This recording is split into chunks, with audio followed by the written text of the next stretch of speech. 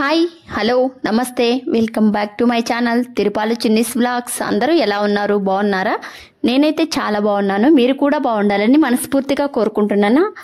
చూడండి, నేనైతే ఈరోజు పచ్చిమిర్చి టమాటా పచ్చడి అయితే పర్ఫెక్ట్గా ఎలా రోటీలో దంచుకోవాలైతే చేసి చూపించబోతున్నాను. ఇది రోటీ పచ్చడి అండి. ఇది పర్ఫెక్ట్గా నేను చెప్పే విధంగా కనుక పచ్చడి చేసుకుంటే 2 days వరకు నిల్వ అయితే ఉంటుంది. మనం ఎందుకని 2 days అని చేస్తామా, ఒక్క రోజులోనే ఫినిష్ అయిపోతుంది. పిల్లలు కూడా చాలా ఇష్టంగా తింటారు దీన్ని. అలాగే దోశలోకైనా ఇడ్లీలోకైనా అన్నంలో కొంచెం నెయ్యి వేసుకుని తింటే టేస్ట్ చాలా బాగుంటుంది. చూడండి, నేనైతే 1/2 కిలో వరకు పచ్చిమిర్చి తీసుకున్నాను. అలాగే 1/2 కిలో క్వాంటిటీగా టమాటాలు కూడా తీసుకున్నాను. ఇవి బాగా వాష్ చేసుకొని నేను పొయ్యి మీద అయితే పెట్టుకుంటున్నాను. ఇవి ఇప్పుడు ఈ జనరేషన్లో బాగా కెమికల్ ఉపయోగిస్తున్నారు కదా, ఆ కెమికల్ అంతా పోవడానికి ఫస్ట్ అయితే నేను ఒక చిన్న టీ గ్లాస్ వాటర్ని యాడ్ చేసుకొని కొంచెం వేడయ్యే వరకు, అవి ఇంకిపోయే వరకు అయితే ఉంచుకున్నాను. ఇక్కడ నీళ్ళు అయితే ఇంకిపోయాయి. ఇప్పుడు మనం వీటిలోకి అయితే కొంచెం ఆయిల్ని యాడ్ చేసుకొని బాగా వేపుకోవాలి.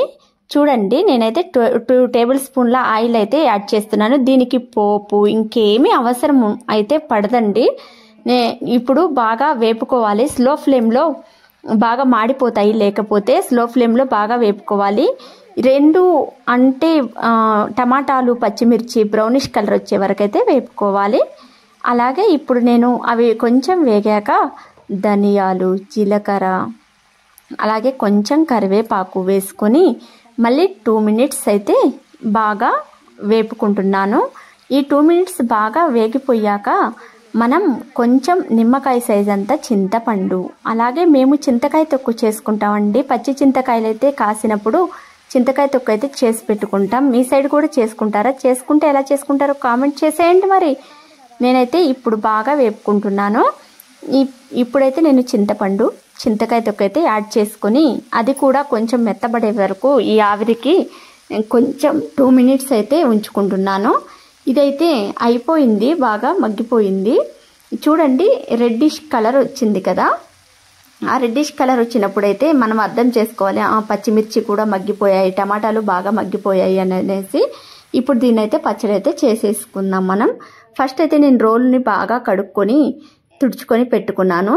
ఈ విధంగా టమాటాలని ఒక సైడ్కి తీసుకొని మనం పచ్చిమిరపకాయలన్నిటిని రోట్లో అయితే వేసుకోవాలి. రోట్లో వేసుకొని ఫస్ట్ మనం వెల్లుల్లి రెబ్బల్ని కూడా నేను దాంట్లోనే వేసేసాను.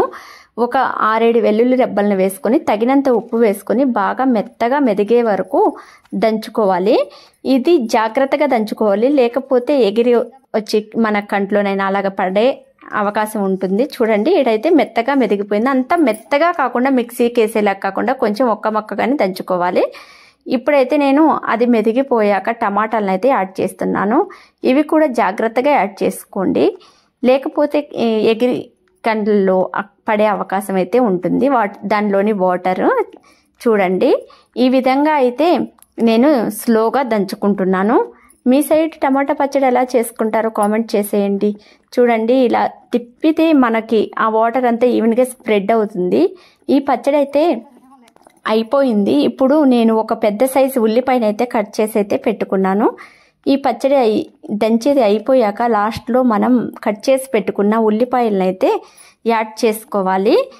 ఈ లాస్ట్లో కొంచెం దీనికి ఉప్పు సరిపోయిందా లేదా అని అయితే మనం రుచి చూసుకోవాలి. నాకైతే అన్నీ పర్ఫెక్ట్గా సరిపోయాయండి.